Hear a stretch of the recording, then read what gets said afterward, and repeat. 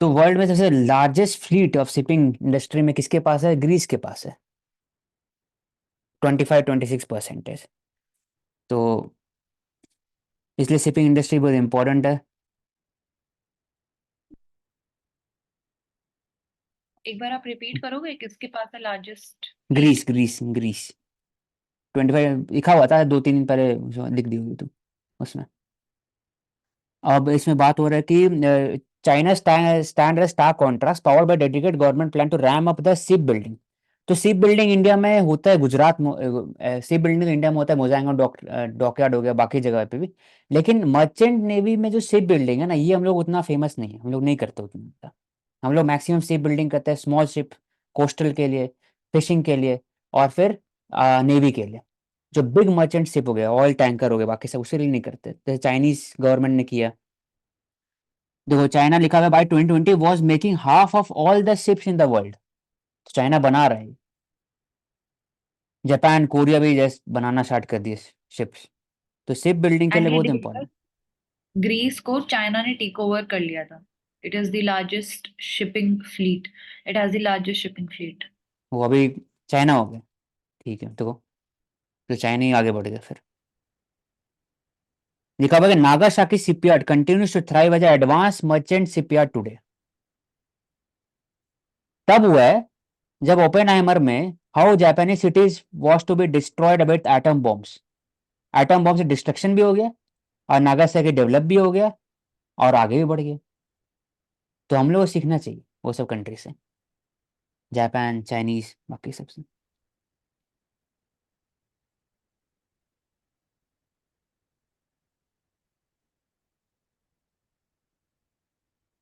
ये लिखा हुआ है कि इंडिया टोटल फॉरेन रेमिटेंस, एक डेटा हो गया with respect to the foreign remittance जो बाहर से आता है, 125 बिलियन है, बहुत ज्यादा। तो इंडिया में जो state own Sikkim shipping corporation of India है, या फिर नेशनल शिपिंग बोर्ड है, इनको होना चाहिए कि वो ज्यादा से ज्यादा प्रमोट करे शिप बिल्डिंग एक्सरसाइज इंडिया के अंदर। तो ये शिपिंग से रिलेटेड बात हुई, क्योंकि मरीन इंजीनियर है ये, इसलिए। ठीक है, and coming to the next article, farming crisis. उसके कारण देयर इज इलीगल माइग्रेशन जो बढ़ा है from India to Canada, France, Spain, US, UK etcetera. तो फार्म क्राइसिस के कारण रूरल माइग्रेशन हो रहा है, हरियाणा से लोग जा रहे हैं, बिहार यूपी से लोग जाते हैं वेस्टर्न एशिया में, बाकी सिटीज में, बाकी स्टेट में। हरियाणा और पंजाब से मैक्सिमम जाते हैं पढ़ने के लिए ऑस्ट्रेलिया में, या फिर कनाडा हो गए। और फिर गुजरात से मैक्सिमम लोग जाते हैं यूएस में, यूके में, ऑस्ट्रेलिया में। तमिलनाडु में मैक्सिमम लोग जाते हैं, तमिल स्पेशली तमिल ब्राह्मण, सिंगापुर और साउथ ईस्ट एशिया। और केरला से लोग जाते हैं वेस्ट एशिया और बाकी जगह। तो अलग अलग पैटर्न है। तो ये लिखा हुआ है ना कि it is time to for the Indian government to paid it is the time the Indian government paid attention to the trafficking racket that appears to be widespread, especially across the rural Punjab and Haryana, where gullible people, वो normal people, naive people, simple people fall prey to the tall promises of better future in US। क्या पैसा दीजिए। तो ऐसा scam भी हुआ था जिसमें एक खालिस्तानी सपोर्टर जो एमपी है पंजाब में, he was accused of distributing asylum certificate to the person in exchange of 52,000 से लेकर के 3 लाख 4 लाख रुपीज। तो ये अब लैंड बेचते हैं और उनको सर्टिफिकेट देता है, वो यहाँ से माइग्रेट करते हैं बोटिंग से, पूरा मेडिटेरियन सी से लेकर बोट हो गया, वहाँ पहुँच जाते हैं मेक्सिको में, और मेक्सिको से फिर घुसते हैं यूएस के अंदर में, और असाइलम सर्टिफिकेट प्रोड्यूस करते हैं। तो ये स्कैम भी हुआ था, सर्च कर। Anti Zionism versus anti Semitism, Mansi difference किया दोनों में। नहीं पता। एंड जायोनिज्म, जायोनिज्म बात करता है कि जो जू है उसका लिखा हुआ था बाय द, मैं गॉड भूल गया। तो इसराइल जो है जू है उनका है कि ये इसराइल फादरलैंड है, जो शुरू से था जूडा क्रिश्चियन जिसको बोलते हैं। वो इसराइल जो आज है जहाँ पर, वहीं पर इसराइल होना चाहिए था, जेरूसलम में। तो उसी की बात करते हैं। तो होली लैंड, फादरलैंड, जायोनिस्ट लोग बोले कि जो परसिक्यूशन हो रहा है जू का अफ्रीकन कंट्री, मुस्लिम कंट्री में, क्रिश्चियन कंट्रीज में, तो जू तब तक स्ट्रांग नहीं हो जब तक एक लैंड पक्का अपना होना चाहिए, कंट्री अपना होना चाहिए। तो 1000 साल बाद एक कंट्री बना, तब वो बिखरे हुए थे, तो वहां से माइग्रेशन हुआ। तो जायनिस्ट 1980 1890 से समय से जायनिस्ट लोग का जो मैक्सिमम लोग होंगे, बताओ कैसे होंगे आइडियोलॉजिकली, मानसी? क्या बोल रहे जूस के मैक्सिमम लोग कैसे होंगे? मतलब फॉर एग्जाम्पल उन लोग का आइडियोलॉजी था कि जू का अपना एक लैंड होना चाहिए, क्योंकि ये लैंड हम्म। नहीं खाता कोई। वहां पर तो पैलेस्तीन था, फिर बाकी फिर हाँ। वो ब्रिटेन के अंडर में था वो। फिर इस्लामिक कैलिफेट था उस समय, ओटोमन टर्किश कैलिफेट था। तो ज्यू लोग तो रहे ही नहीं, कि एंटी जू सेंटिमेंट होता ही है दोनों तरफ में, क्रिश्चियन में भी और मुस्लिम में भी। तो हम्म। पूरे जो यूरोपियन कंट्री में समय बिखरे थे, 2 लाख 3 लाख 1 लाख ऐसे करके बिखरे बिखरे हुए थे, वैसे ही इजिप्ट में भी, लिबिया में, सब जगह। तो जायनिस्ट मूवमेंट स्टार्ट हुआ 1890 से समय में, 1880 से समय में। बात हुआ कि ऐसा जगह बनाओ, मतलब यरूशलेम शुरू से वैसे ही था, जब पैलेस्तीन था उसके पहले से, तो वहीं पर होना चाहिए ज्यू का लैंड। तो फिर फर्स्ट वर्ल्ड वॉर के समय में आना स्टार्ट हुआ, फिर धीरे धीरे ब्रिटेन के थ्रू वो सपोर्ट के for the formation of Israel. और 48 के बाद से तो पता ही है स्टोरी आगे का। तो जो जायनिस्ट लोग होंगे, पहले जो इनिशियल सपोर्टर होंगे, उनका आइडियोलॉजी कैसा होगा? हम्म। लैंड की डिमांड करेंगे। आइडियोलॉजी ऐसे तुमने आपने बताया ना, जेडीयू का आइडियोलॉजी क्या कर रहे हैं, वो तो ऑब्जेक्टिव होगा। जो हम लोग बात की ऑब्जेक्टिव होगा, आइडियोलॉजी कैसे, मतलब कैसे वो लोग होंगे उन लोग। तो सोच के लगता है ना कि उन लोग कैसे लोग होंगे, मतलब हाईली एकदम मतलब ऑर्थोडॉक्स टाइप। वेल मोटिवेटेड, अपने रिलीजन के लिए थोड़ा कंजर्वेटिव अप्रोच के साथ वही दिक्कत, लैंड के लिए। हाँ। अब बताते कैसे कंजर्वेटिव। लोग थे। एकदम लिबरल, ठीक है, एकदम लेफ्टिस्ट। तीसरा, गॉड को नहीं मानने वाले लोग, एथिस्ट भी थे बहुत, मैक्सिमम लोग एथिस्ट थे। लेकिन वो जायोनिस्ट मूवमेंट स्टार्ट किए।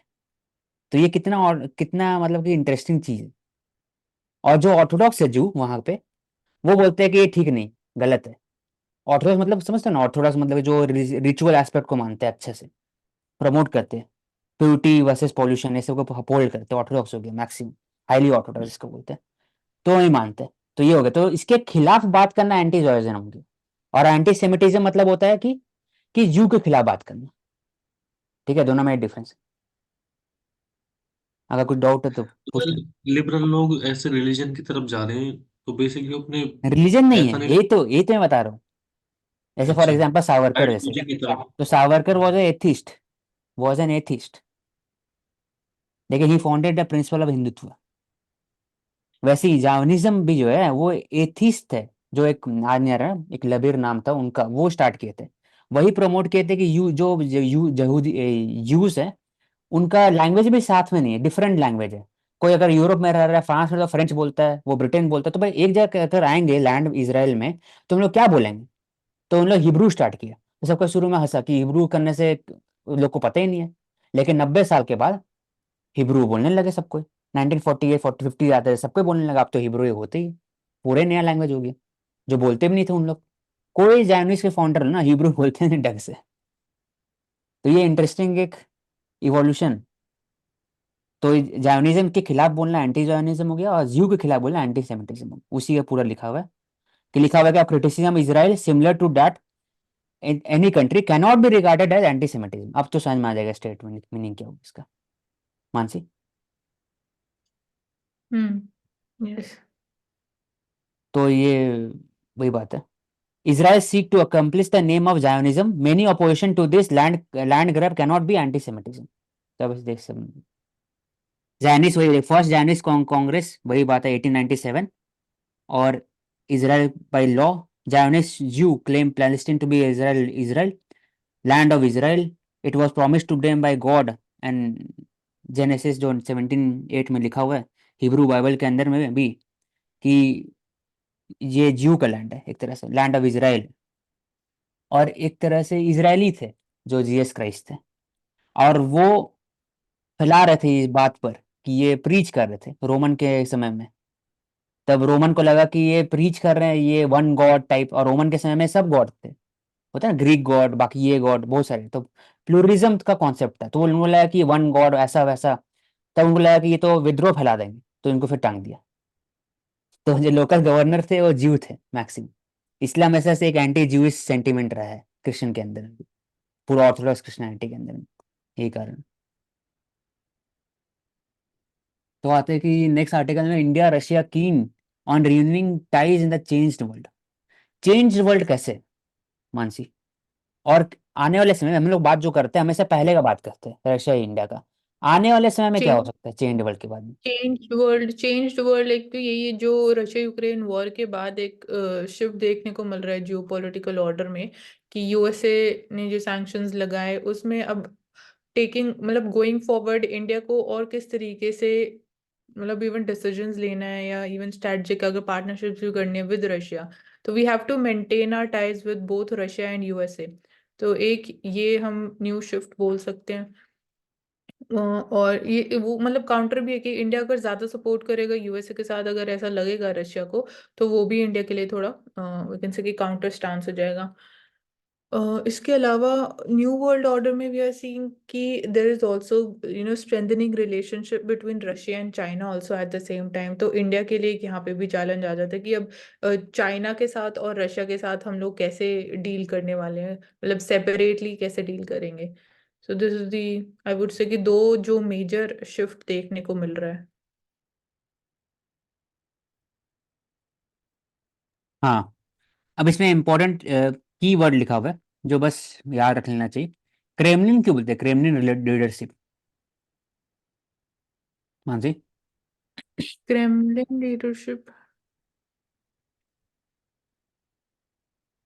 नहीं पता। जैसे हम लोग बोलते हैं ना साउथ ब्लॉक, नॉर्थ ब्लॉक, हम्म वैसे ही क्रेमलिन है, क्रेमलिन है। तो एक क्लोज कंपाउंड है जहाँ पर majority of the Russian establishment के, जो गवर्नमेंट इस्टेब्लिशमेंट के लोग वहाँ पर काम करते हैं। छोटा सा इलाका है, मतलब वैसे टाइप, जैसे north block, south block, PMO हो गए, तो पूरे इलाके ना ऐसे लुटियंस दिल्ली के अंदर में, तो वैसे ही वहाँ पर, इसलिए क्रिमिनल लिटरेसी बोलते हैं उसको। रशिया के अंदर में, मॉस्को के अंदर में, जैसे इंडिया के अंदर में, दिल्ली के अंदर में। तो इंपॉर्टेंट कीवर्ड हो गया कुंडम कुलम न्यूक्लियर प्लांट, जिसमें प्रोजेक्ट है टॉक कनेक्टिविटी, फिर यूरेशियन इकोनॉमिक यूनियन और इंडिया का फ्री ट्रेड एग्रीमेंट, व्लादिवोस्टोक में इन्वेस्टमेंट इंडिया का, फार ईस्ट में $1 बिलियन का इन्वेस्टमेंट, यूएन और एससीओ में कोऑपरेशन, यूएनएससी में भी कोऑपरेशन, हाइड्रोकार्बन का इंपोर्ट ज़्यादा बढ़ते रहना धीरे धीरे। और Russia US Russia India relationship was the only constant in the world politics. Constant बोला गया, सोचो कितना इंपॉर्टेंस है इसका। इंडिया चाइना रिलेशनशिप को भी एक तरह से बफर होगा रशिया का इंडिया रिलेशनशिप। रूपी rouble, S-400 air defence missile, ICBM, और एक वर्ड है जियो political strategic convergence. Strategic agreement का बात करते हैं, स्ट्रैटेजिक ऑटोनॉमी का बात करते हैं। ऑटोनॉमी मतलब कि मैं खुद का डिसीजन मेकिंग। तो स्ट्रैटेजिक कन्वर्जेंस मतलब दोनों का जो स्ट्रैटेजिक लॉन्ग टर्म है वो, शॉर्ट टर्म और लॉन्ग टर्म होता है। लॉन्ग टर्म मतलब स्ट्रैटेजिक होता है, शॉर्ट टर्म होता है टैक्टिक्स होता है। फॉर एग्जाम्पल रोज हम लोग कोई काम कर रहे हो, टैक्टिक्स हो गया। लॉन्ग टर्म जो है जो अगले साल होने वाला है, जो वो स्ट्रैटेजिक हो गया। तो ऐसी एग्जाम्पल हो गया इसका। ठीक है, नेक्स्ट आर्टिकल में आते हैं। Is right wing population seeing and resurgence around across the world? बढ़ते जा रहा राइट विंग पॉपुलेशन, पॉपुलिज्म। तो पॉपुलिज्म मतलब क्या होता है, करुणा?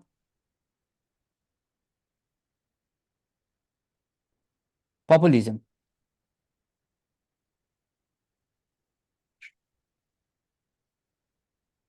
मानसी? पॉपुलिज्म मीन्स कि पॉपुलिस्ट मेजर्स बोलते हैं which are political in nature, more political in nature. And ये लाइक पॉपुलिस्ट मेजर, जैसे इंडिया में हम बात करते हैं कि इलेक्ट्रिसिटी, लाइक दिल्ली में फ्री इलेक्ट्रिसिटी देना, या इवन वाटर सप्लाई देना कुछ फिक्स्ड यूनिट्स, तो वो पॉपुलिस्ट मेजर्स हो गए। या जो रेवड़ी कल्चर है हम बात करते हैं, तो ये सब पॉपुलिस्ट मेजर्स। कहीं ना कहीं जो आम जनता उनमें किसी पॉलिटिकल आइडियोलॉजी या किसी पर्टिकुलर लीडर या पॉलिसीज के लिए जो अ, काफी लुभावनी लगती है देखने में और पसंद की जाती है, वही पॉपुलिज्म की तरफ जाएगा। पॉपुलिज्म को अगर आसान लैंग्वेज समझना है तो पॉपुलिज्म, पॉपुलिज्म मतलब हो गया कि डायरेक्टली पीपल सेंट्रिक। उसका जो मोरालिटी आएगा, जो सरकार का जो मोरालिटी, गवर्नमेंट का मोरालिटी होगा, it will be driven not according to the leadership का जो मोरालिटी या फिर जो कॉन्स्टिट्यूशन के तरीके से नहीं, वो बोले पीपल, मैं जनता के लिए कर रहा हूँ, मैं प्रधान सेवक हूँ, जनता जनता जनता, तो जनता से आप करोगे, जनता का डिमांड क्या हो मैं उसको फुलफिल करूंगा, वो पॉपुलिज्म हो गया। तो राइट विंग पॉपुलिज्म मतलब कि लेफ्ट विंग पॉपुलिज्म भी होता है, right wing populism. Right wing populism मतलब ये होगा कि राइट विंग का क्या कॉन्सेप्ट दुनिया में होगा, तो नेशनल इंटीग्रिटी का होगा, नेशनलिज्म होगा, पेट्रोटिज्म होगा, एक एथनिक ग्रुप होगा। दूसरा चीज इमिग्रेशन के खिलाफ, ये बाकी लोग आ रहे हैं मैं जॉब खा रहे हैं, वापस भेजिए उन्हें, यूएस यूके, तो वहां पर हो गया बात। दूसरा, जो भी रिलीजियस जो ऑलरेडी नेटिव रिलीजन होगा उनका, हो सकता है क्रिश्चियनिटी हो सकता है बुद्धिज्म हो सकता है कि हिंदुज्म हो, तो उस जब लगेगा कि फॉरेन रिलीजियस इंस्टीट्यूशन बढ़ते जा रहा है और एक तरह से इम्पैक्ट बढ़ते जा रहा है, सोसाइटी के अंदर चेंज आ रहा है, तो वो एक तरह से बैकलैश हो by the local native population. तो इसलिए राइट विंग पॉपुलिज्म हर जगह बढ़ते जा रहा है अगेंस्ट द ग्लोबलिज्म। ग्लोबलिज्म जो बात करते हैं मतलब लिबरल वर्ल्ड ऑर्डर, जिसमें ईयू का कॉन्सेप्ट है, यूरोपियन यूनियन का बात होता है, WEF वर्ल्ड इकोनॉमिक फोरम का बात होता है, UNGA का बात होता है, बड़े बड़े जो डोनर एजेंसी है वर्ल्ड वाइड में, गेट्स फाउंडेशन, फोर्ड फाउंडेशन, ये हमेशा ग्लोबलाइजेशन का बात करेंगे एकदम हाईली। इन लोग बात करेंगे कि भाई मेरा लोकल नेचर, लोकल जॉब को प्रोटेक्ट करना है, विलेज इकोनॉमी को बढ़ाना है, फिर बाकी वर्किंग क्लास को आगे बढ़ाना है। तो राइट विंग पॉपुलिज्म इसी पर, तो एंटी इमिग्रेशन रहेगा, नेशनलिज्म रहेगा, तो इसी पर। तो फॉर एग्जांपल, इसके इंडिया में भी राइट विंग पॉपुलिज्म में एग्जांपल है कि भारतीय जनता पार्टी जो जीते हैं वो हो गया, यूएस में डोनाल्ड ट्रंप हो गया, फिर उसके बाद फिर मिली जो अब अर्जेंटीना में हो गए, यूके में बोरिस जॉनसन जीते थे उस समय, बोल्सोनारो ब्राजील में हो गए, फिर लेफ्ट विंग पॉपुलिज्म में हुगो चावेज हो गए जो वेनेजुएला में हो गए, या फिर उसके बाद जो मदुरो जो वेनेजुएला में आए, तो लेफ्ट विंग पॉपुलिज्म। वही लेफ्ट विंग पॉपुलिज्म में बात होगा कि लेफ्ट विंग उनका ideology social class, class structure, working class, इस पर बात, पेजेंट क्लास, उस पर बात करेंगे, उनको मिलना चाहिए सबसे ज्यादा रिप्रेजेंटेटिव सोसाइटी के अंदर। तो लेफ्ट विंग पॉपुलिज्म हो गया, तो दोनों रीसर्जेंस क्यों हो रहा है, क्योंकि वर्ल्ड वाइड में देखा जाता है ग्लोबलाइजेशन के कारण there is increase of immigration. दूसरा कि जो ट्रेड रूट जैसे RCEP हो गया, वैसे वैसे बहुत सारे ट्रेड अग्रीमेंट है, उससे हर एक कंट्री का सॉवरेंटी खतरा में होता है, ऐसा वो बोलते हैं, ऐसा एलेज करते हैं। EU के कारण जो लोकल, जो पोलैंड हो गया, हंगरी हो गया, विक्टर ओरबन हो गया जो हंगरी में, या पोलैंड हो गया, बाकी सब वहां पर सोचते हैं कि मैं कंट्री हूँ लेकिन मेरे को चलाने वाला EU है, ऐसा क्यों है, तो वो क्वेश्चन करते हैं EU के ऊपर में। तो इसलिए रिजर्वेंस हो रहा है ओवरऑल हर एक कंट्री के अंदर, तो इसी ये बात है। और कोविड के बाद से ही ज्यादा बढ़ गया।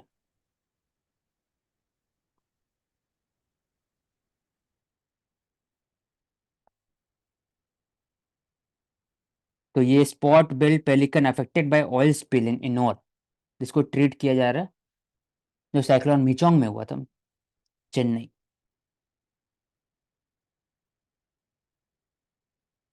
यूदी attacks a threat to global shipping. Global shipping industry के बारे में डिटेल में पढ़े पहले, मिनिस्ट्री ऑफ जो कैसे शिपिंग कल्चर को प्रमोट कर सकते हैं, शिप बिल्डिंग को प्रमोट कर सकते हैं, शिप स्क्रैपिंग को भी प्रमोट कर सकते हैं। वर्ल्ड में चाइना कैसे 50% ऑफ द वर्ल्ड शिपिंग को कैप्चर करके रखा है मर्चेंट नेवी में देखा जाए तो हूथी अटैक हुआ जो अभी बाबेल मंडेव स्ट्रेट और रेड सी में, तो वो कैसे एक इम्पैक्ट करेगा लॉन्ग टर्म। तो हम लोग कल भी डिस्कस किए थे क्या क्या कर सकता है वह। तो हर एक कंट्री के बीच में एक कॉपरेशन होना चाहिए, जैसे US लेड प्रॉस्पेरिटी सी गार्जियन, एक एक एक्सरसाइज है against the anti piracy. India का एंटी पायरेसी मिशन है, IOR में है, क्रिटिकल मैरिटाइम चोक पॉइंट है, वहां पर वॉरशिप डिप्लॉय करता है इंडिया, क्रूशियल। उसके बाद फिर एंटी पायरेसी पेट्रोल हो गया,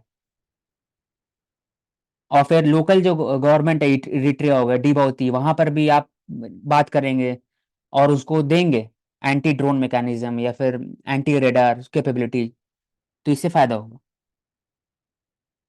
क्यों ऐसा बोलता है कि उसी रूट ही जाना है, क्यों, क्योंकि साउथ से क्यों नहीं आ सकता, अब नीचे से क्यों नहीं आ सकता, समय लगेगा, 15 दिन एक्स्ट्रा लगेगा।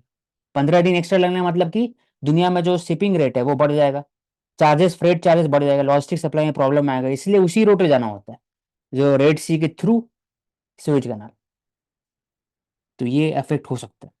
तो चोक पॉइंट इसको बोलते हैं, चोक पॉइंट मतलब ऐसा नैरो स्ट्रेट जहां पर अगर उसको बंद किया जाए तो पूरे वर्ल्ड वाइड जो शिपिंग इंडस्ट्री हो गया, ट्रांजिट हो गया, उस पर खतरा है।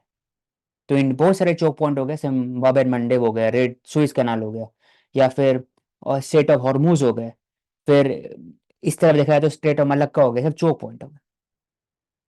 तो इसमें ही बाबेल मंडेब।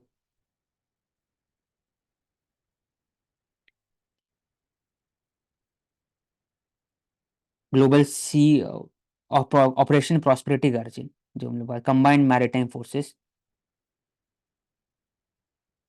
और कुछ इंपॉर्टेंट नहीं है। ऊपर एक बार लेते हैं, ये number of satellite India plans to launch in the next 5 years, 50।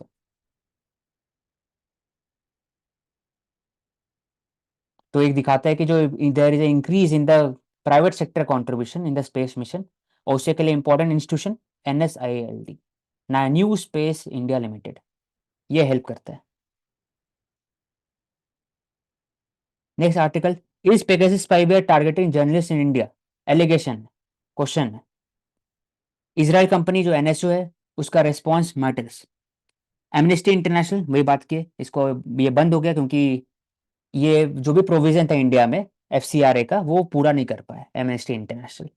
उसमें बोला गया था कि 50% से ऊपर आप 75% आपका खर्चा होना चाहिए ऑन द प्रोजेक्ट, 25% आपका सिर्फ एडमिनिस्ट्रेटिव कॉस्ट होना चाहिए।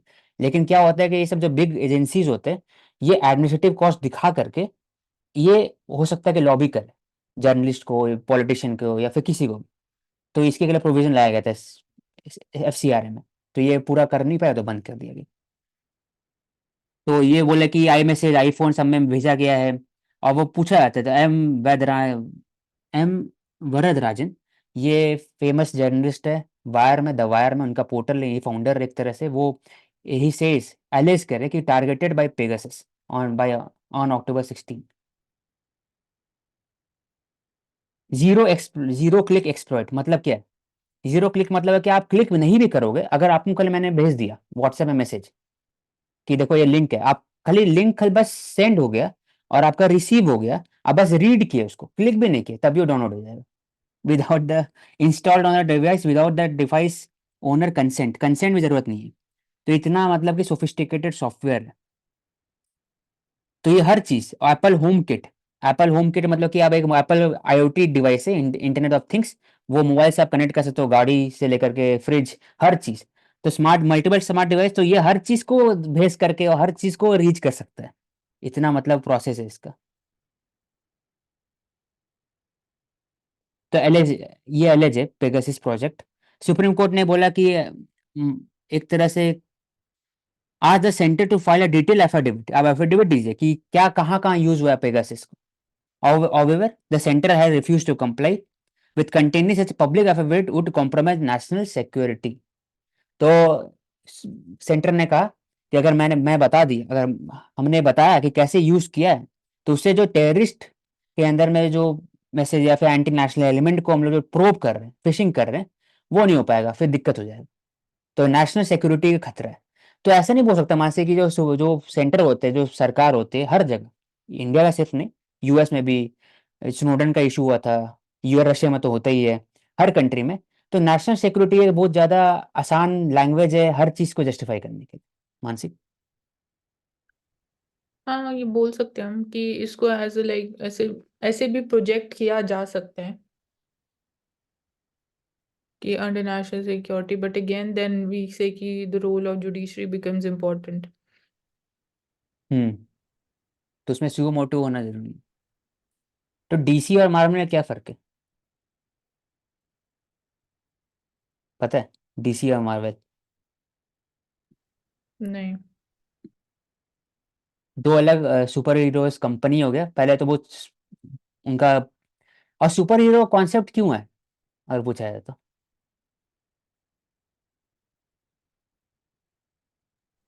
सुपर रोल हीरो मॉडल का चाहिए। concept- बोलो एक बार। बोलो।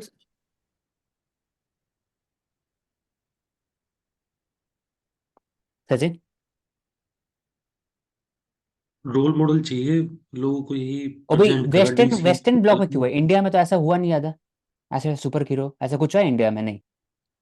इंडिया में अपने गोड्स हैं, बट जैसे हम हाँ मानते हैं हाँ, उन्हीं में एग्जैक्टली वैसी, देखते हैं, हाँ। लेकिन वहाँ पे ऐसा नहीं है। तो इसलिए इंडिया वो में नहीं जो चाहते, थोड़ा हम्म, अरे हाँ, तो इस तरह से कनेक्ट करते हैं सुपर हीरोज। जो वेस्टर्न सिविलाइजेशन है, it is based on Roman, Greco Roman civilisation. Western civilisation, Anglo Saxon, Caucasian, blue eyes, जो उनका जो पूरा जो है वो ऑलरेडी कन्वर्ट हो चुके Christian and Greco Roman civilisation. तो जो उनके जो गॉड है, थॉर हो गए, या फिर थॉर के अलावा और भी बोला जाए तो और भी है। तो वो एक तरह से उनका जो आइडियलिस्टिक कॉन्सेप्ट है ना, वो इम्प्लीमेंट करते हैं थ्रू सुपर हीरोज। और ये कब फेमस हुआ था? 1940s 30s में, जब यूएस और बाकी सबको लगा था कि ऐसा जरूरी है ऐसा सुपर हीरो होना, क्योंकि तभी तो वॉर में जाएंगे ना। Ideal person, ideal man, ideal जो कॉन्सेप्ट होता है कि ऐसा होना जरूरी है कि बचा रहे हैं, लड़ाई कर रहे हैं और पूरा यूएस को बचा रहे हैं। इससे मोटिवेशन मिलता था। लोग पढ़ते थे, मैगजीन खोलते थे, मैगजीन पढ़ते थे, उसके अंदर ड्राइंग रहता था सुपर हीरो का, बाकी सबके सुपरमैन ऐसा कर रहा है, ऐसे कर रहा है, वो वर्ल्ड वॉर 2 में लोग के साथ खड़े हैं फोटो। तो एक आइडियल मैन, अंकल सैम का जो आइडियल एक प्रोपेगेंडा था मशीनरी, उसमें लगा। फिर धीरे धीरे लोग बढ़ते गए तो फ्रेंचाइजी क्रिएट हो गया मार्वल और डीसी का। तो उसमें नया नया आ गया, मार्वल में हल्क से लेकर के और बाकी जो आयरन मैन हो गए, सुपरमैन, बैटमैन, जो सब आने लगा। तो आइडियल कौन, इसमें तो बहुत सारा मैसेज रहता है, वो भी अच्छा होता है कुछ कुछ मैसेज, कि sacrifice, idealism, work ethics, discipline, आपको motivation, selfless sacrifice, selfless attitude, सब प्रमोट करते हैं इसमें, उसके थ्रू सैक्रिफाइस, सब चीज स्टोरी के थ्रू। लेकिन फिर कमर्शलाइज भी हो गया 2017 के बाद से, इतना ज्यादा कमर्शलाइज हो गया कि अब है कि इतना मूवी निकलते हैं सुपर हीरो का कि लोग पता चलते नहीं। वो ऐसा पुराना क्रिस्टोफर नोलन के समय का बैटमैन नहीं, कोई भी। तो कोई बात, हर एक के लिए अलग हो गया, एक तरह प्रोपागेंडा पॉलिटिकल टूल हो गया कि सबका रिप्रेजेंटेशन बढ़ना चाहिए, और कोई स्टोरी भी नहीं। तो $1 बिलियन $2 बिलियन का प्रोजेक्ट है पूरा पूरा। तो ऐसे ही होपेनहाइमर और बारबी के बीच में भी हुआ था ऐसे ही। ये कल ले लिए थे हम लोग। Annie Besant 1924 Belgaum session, Mahatma Gandhi थे प्रेसिडेंट। सीताराम क्रेसी, last individual not from Nehru Gandhi to help the party. WC Banerjee, first president.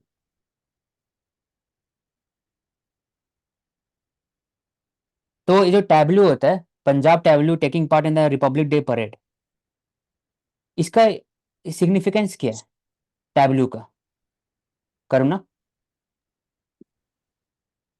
ये हमारे स्टेट की जो कल्चरल आइडेंटिटीज हैं या फिर यूनिक फीचर्स हैं उनको डिस्प्ले करता है। हम्म, मतलब हर एक स्टेट चाहता है कि मेरा जो कल्चर आइडेंटिटी है, मेरा जो स्टेट का जो सॉफ्ट पावर है, सिर्फ कंट्री का ना, स्टेट का भी होता है, कैसा प्रोट्रेट करते हो। और क्या क्या उस समय चेंज हो रहा है स्टेट के अंदर। तो देखोगे टैब्लू के अंदर में दो चीज दिखाता है, एक तो रूटेड ग्राउंड पे जो होता है कल्चरल ट्रेडिशन दिखाता है, दूसरा होता है जो स्टेट इनिशिएटिव ले रहा है हर एक चीज में। फॉर एग्जाम्पल कि अगर बेटी बचाओ बेटी पढ़ाओ अच्छा हुआ है तो उस दिन उस टैबलेट में वो भी रहेगा, अपार्ट फ्रॉम की लोकल गुरुद्वारा, बाकी फिर या टेम्पल या मॉस्क एक्सेट्रा। तो उससे पता लगता है कि जनरल ट्रेंड पता चलता है स्टेट का, और फिर कल्चर ट्रेडिशन। तो एक तरह से क्लैश भी होता है, कॉम्पिटिटिव फेडरलिज्म का कॉन्सेप्ट भी है कि दिल्ली और स्टेट के बीच में कि मेरा टैबलू होना चाहिए, मेरा होना चाहिए। तो इस पे होता है, और एक कमिटी होता है, स्पेशल कमिटी होता है, वो डिसाइड करता है टैबलू किसका होना चाहिए। तो ये बात।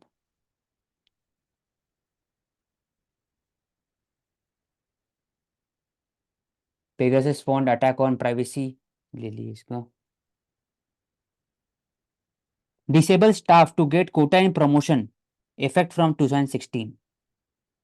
ये बोला कि disability to be consider as a reservation in the promotion also, group A services में। तो रिजर्वेशन दो होता है, कि एंट्री लेवल होता है, एक प्रमोशन होता है। तो प्रमोशन के लिए किसको किसको रिजर्वेशन दिया गया मानसी? प्रमोशन के लिए reservation I think it is for the STs. SC के लिए? एससी का I am not sure. SC का भी है, SC ST के लिए है, और अभी PWD के भी दिया हुआ है। तो एक बार सर्च करना करो ना, ग्रुप पे डालना। तो नेशनल प्रमोशन में उनको मिलेगा तो रिप्रेजेंटेशन बढ़ सकता है। और ऐसा बोले कि उनका होना जरूरी है, वो become eligible for the promotion में will not get any financial aid. वापस उनको कंपनसेशन नहीं मिला है, लेकिन वो मिलेगा, प्रमोशन मिलेगा। ये बात है, राइट टू रिजर्वेशन। कौशिक, आप इस पे क्या बोलोगे? मतलब डू मतलब should we have reservation in promotion? मेरा अपना है कि रिजर्वेशन प्रमोशन नहीं होना चाहिए, लेकिन यहाँ सुप्रीम कोर्ट का मानना है ये कि रिजर्वेशन प्रमोशन होना चाहिए। तो मैं I agree with supreme court stand. Reservation promotion होना चाहिए। मैं खुद का सपोर्ट करता हूँ कि रिजर्वेशन इन एंट्री होना चाहिए। उसके बाद एफिशिएंसी, आप जैसे मेरिट है, आपको जैसे काम करते हो उसके अकॉर्डिंग होना चाहिए। ये मेरा तो, ये मेरे तो अपना इंडिविजुअल स्टैंडर्ड यहाँ से पे कोई फर्क नहीं ग्राउंड्स क्या पड़ता। है? जो रिजर्वेशन एंड प्रमोशन है यहाँ पे, what are the grounds for giving that reservation? उसका उसका ग्राउंड ये है कि आपका जो हायर सेक्शन ऑफ सोसाइटी है, हायर सेक्शन इन ब्यूरोक्रेसी और हर जगह में भी representation from the world section of society नहीं है। इस क्यों? क्योंकि जो लेट से घुसते हैं, 40 ईयर्स में आप अगर आईएएस बनते हो तो आप सेक्रेटरी नहीं बन सकते। तो उसके के लिए एज कम करना चाहिए, रादर देन कि प्रमोशन करना, लेकिन ऐसा हो नहीं सकता, बहुत मुश्किल है, इसलिए वो प्रमोट कर कोटा सिस्टम मिला रहा। फिर दूसरा चीज़ की वो बोलते हैं कि इनका एडिक्वेट रिप्रेजेंटेशन नहीं है सेक्रेटरी लेवल पे या फिर जॉइंट सेक्रेटरी लेवल पे कहीं पर भी, तो ज़रूरी है प्रमोशन टाइमली, तो पीडब्ल्यूडी के लिए, ताकि रिप्रेजेंटेशन बढ़े। ओके।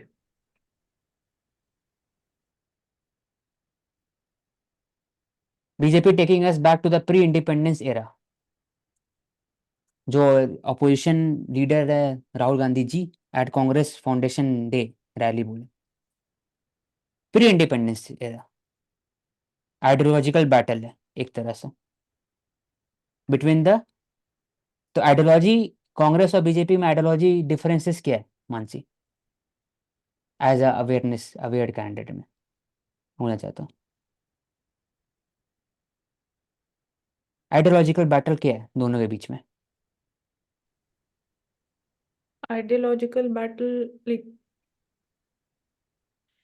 अच्छा यहाँ पे अगर कांग्रेस की बात करें तो वी हैव सीन कि they promoted more of reservation, like जो ओबीसी को जो रिजर्वेशन ज्यादा दी गई थी, सपोज दिल्ली के केस में बात करें यहाँ पे, तो दैट वाज गिवन, बट वो अगेन बीजेपी जब पावर में आई, सो दैट वाज विड्रॉन। सो एक एस्पेक्ट है। देन थोड़ा बहुत वी कैन से कि बीजेपी में we are seeing somewhere more of little bit of populist measures also of late. अगर अभी रिसेंट ईयर्स की बात करें, लाइक रेवडी कल्चर के ऊपर जो डिबेट होता है, देन वी आर सीइंग कि मतलब economically if we talk about inclusion and equality, so in in areas पे फोकस किया गया है, लाइक जैसे पीएम किसान है या फाइनेंशियल इंक्लूजन स्कीम्स हैं, they focus majorly upon infrastructure creation. तो फाउंडेशनल एरियाज जो हैं उनको और स्ट्रेंथन किया गया है if we talk about the years after 2014। Ideological, हाँ बोलो। आइडियोलॉजिकल हाँ अगर हाँ। हम जाएंगे हम्म। तो बेसिकली कांग्रेस को हम सेकुलर पार्टी बोलेंगे आइडियोलॉजिकली। और अगर बीजेपी की तरफ हम जाते हैं तो राइट विंग या हिंदुत्व कह सकते हैं, सॉफ्टर हिंदुत्व। डायरेक्टली मतलब डायरेक्टली नहीं, क्योंकि ऐसे सेकुलर हम्म डायरेक्टली नहीं बोल सकते, क्योंकि वो भी एक तो जैसे फॉर एग्जाम्पल मुस्लिम लीग है जो केरला में, वो भी वो सपोर्ट में आते हैं, तो डायरेक्टली नहीं हो सकता, वो बस टर्म के अंदर में आता है।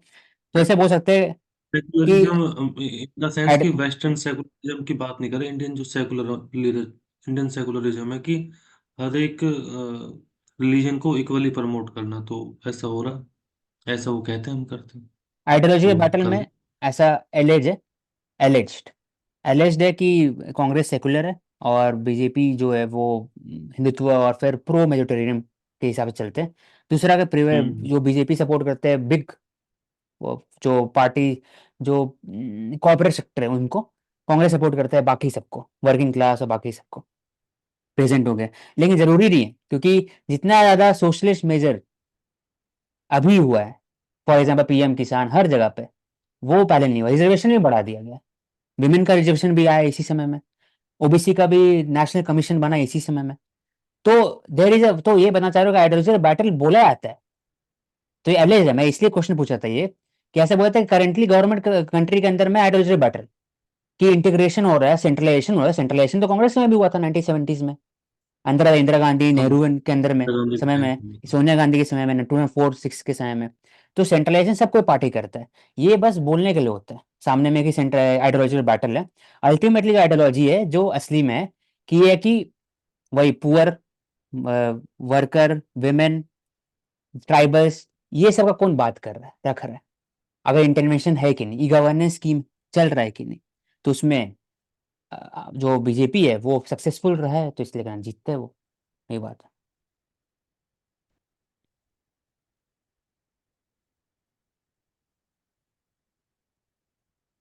Suspension of opposition MP extended beyond the last sitting of the parliament.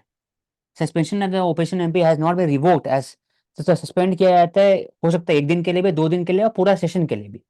तो इसने बोला कि लास्ट दिन के लिए तो साइन डाइन मतलब कि हमेशा के लिए, पता नहीं है कब तक, ओपन एंडेड है एक तरह से, urgent. Sine die last Thursday have not been prorogued, उसको रोक नहीं दिया गया है, तो वो हमेशा जब तक वो चलते रहेगा सेशन तब तक है। तो ये दिखाता है कि हेल्दी ट्रेंड नहीं है जो भी गवर्नमेंट है, और पार्लियामेंट में भी ऐसा प्रोविजन डायरेक्टली होना चाहिए कि ऑपोजिशन पार्टी का पूरा सस्पेंड होना चाहिए, रीजनेबल एरिया में चलना चाहिए, ताकि तभी जाके डेमोक्रेटिक सेंटीमेंट है जो पार्लियामेंट में रहे वो अपहल्ट रहे, और discussion on the bills, various bill जो भी पास हो रहा है उस पर हो सके। लेकिन 146 MP सस्पेंड हो जाएंगे तो फिर तो मेजोरिटी मिल जाएगा गवर्नमेंट को, फिर कुछ भी बिल पास कर सकते हैं।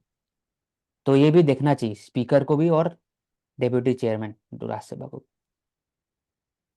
SKM के बारे में बात कर लिए कि नहीं, डिफरेंट है, वो कन्नड़ वाला था। ये संयुक्त किसान मोर्चा, ट्रेड यूनियन ने प्रोटेस्ट, कोलकाता कोलकाता हिसाब से।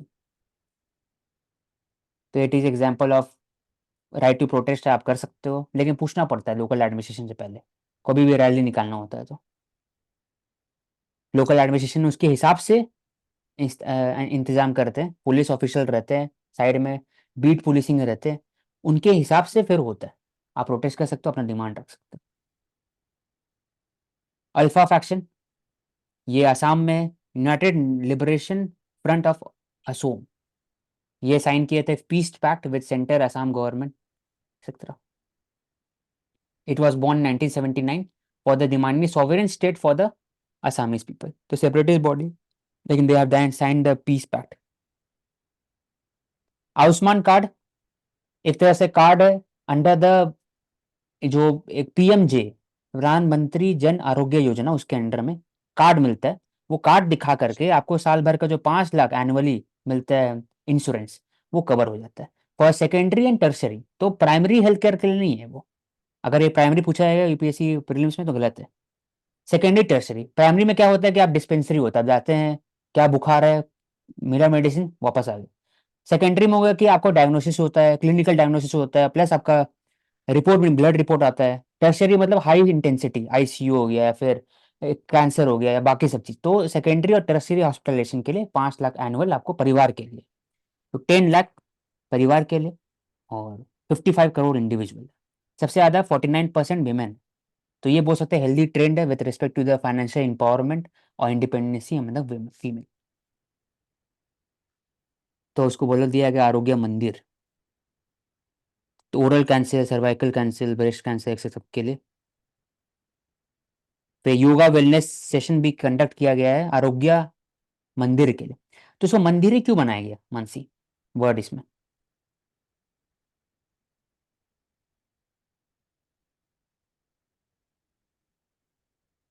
आरोग्य मंदिर, आयुष्मान आरोग्य मंदिर बिकॉज एक ही लाइक हेल्थ केयर को या हॉस्पिटल्स या मेडिसिन को हमेशा एज बोलते, जैसे मतलब भगवान, लाइक डॉक्टर भगवान ऐसे बोलते, तो इसलिए मंदिर हाँ, बोला जा रहा है कि जैसे श्रद्धा मंदिर के लिए होता है वैसी श्रद्धा वहां पर भी, मतलब हम्म, हॉस्पिटल में भी है टुवर्ड्स द पेशेंट, इसलिए मंदिर बनाया ताकि लोग का जो ट्रस्ट है वो बढ़ा रहे। को भी शो करता है कि आप एक्सेस कर सकते हो। हाँ, हर को लेके, हाँ सही बात है, इक्वालिटी एंड एक्सेसिबल है, एक्सेसिबल हर के लिए, ये दिखाता है, इसलिए मंदिर बनाया। तो अभी जो राम जन्म मूवी टेम्पल, इनका इनॉग्रेशन होगा 23 जनवरी 2024। तो उसके लिए प्रिपरेशन हो रहा है, और साथ ही साथ अयोध्या में जो लोकल रीडेवलपमेंट प्रोजेक्ट है हर जगह, for example local amenities, basic amenities for the tourism perspective, pilgrimage के लिए स्टेशन हो गए, या फिर बस स्टॉप हो गए, या फिर इंटरनेशनल एयरपोर्ट बनाने की कोशिश किया जा रहा है। तो डेकोरेशन जो किया जाएगा, local art, painting, mural depicting the life of Ram, तो पूरा